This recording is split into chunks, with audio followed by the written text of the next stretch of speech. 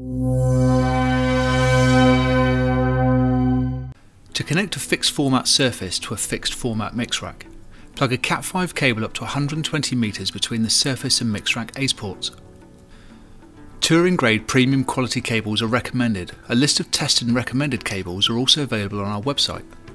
When using ACE, you only need one connection. The control network data is transported with the audio via a single ACE link.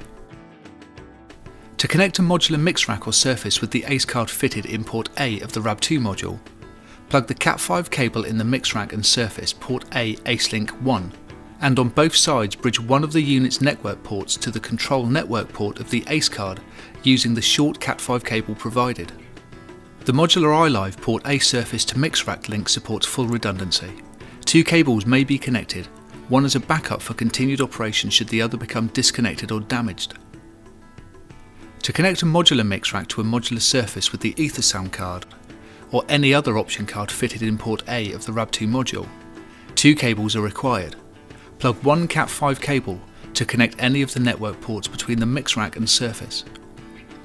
For local audio, PAFL and TalkBack signals, connect the mix rack port A card to the surface port A card, referring to the instructions of the network card. An IEC mains power cord with moulded plugs suitable for your territory is provided for each power supply module within the system. iLive uses universal voltage power supplies that accept worldwide main sources. The optional rack-mounted IPS-10 backup power supply may be connected to any modular surface or fixed format mix rack. The IDR-10 already has provision for a second backup supply module. To turn on the system, plug in the mains cables, switch on the mix rack power and then switch on the surface power. While searching for the network connection between the mix rack and surface after power up, the network link act indicator flashes at a slow rate for a few seconds. Once connection is successfully made, the indicator flashes at a steady but faster rate.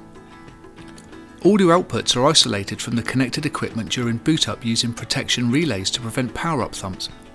After around 15 seconds, the relays switch in and the audio is presented to the outputs with the settings as they were the last time the system was powered down. In just over 1 minute, the strip LCD displays turn on and the surface is ready to take control of the mix. It takes a little longer for the touchscreen to complete its boot up process, during which time you will see the BIOS load, the Linux operating system and then the iLive application. In around 2 minutes the screen is ready and the system fully booted. The iLive has a fully configurable audio architecture, control layout and socket patching, letting you customize the way you work. It would be a daunting task for the new user if we gave them a blank canvas to start from scratch. Instead, we have provided a set of template show memories which give you a choice of classic console formats to load in as a quick starting point. These emulate the familiar architecture and logical layout of well-equipped analog consoles. A default show is already loaded when the iLive is shipped from the factory. This is FOH LR sub with stereo main mix and separate submix quickly accessible on each channel. Other template shows are available for LCR and LCR Plus panning, monitor applications with the combination of mono and stereo auxes, and dual wedge IEM monitor, and mic split setups when the system gets its input from another console via a digital split such as ACE, MADI or EtherSound. To load one of these shows, press the utility key below the touchscreen and open the Show Manager screen in the configuration menu. Highlight the template item and touch the plus button to expand the tree. Select the desired show from the list and touch Recall. A show can take several minutes to load depending on the amount of data stored.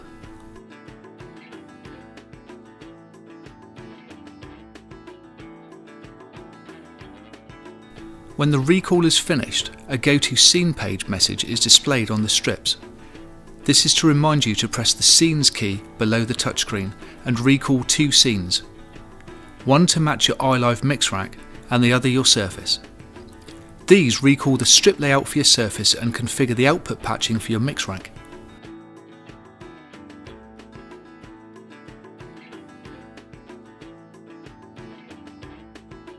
You may wish to make changes to the configuration, so clear the contents of scene 1 to 16 ready for your own application and save the new settings as a user show.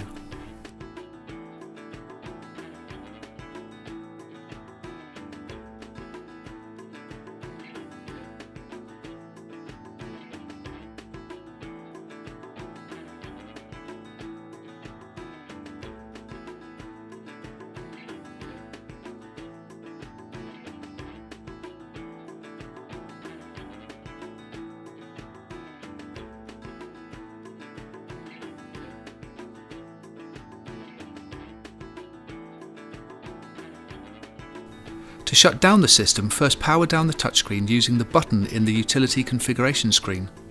Then switch off both units at their respective power switches. The system shuts down safely after automatically saving the current settings into a battery-backed memory.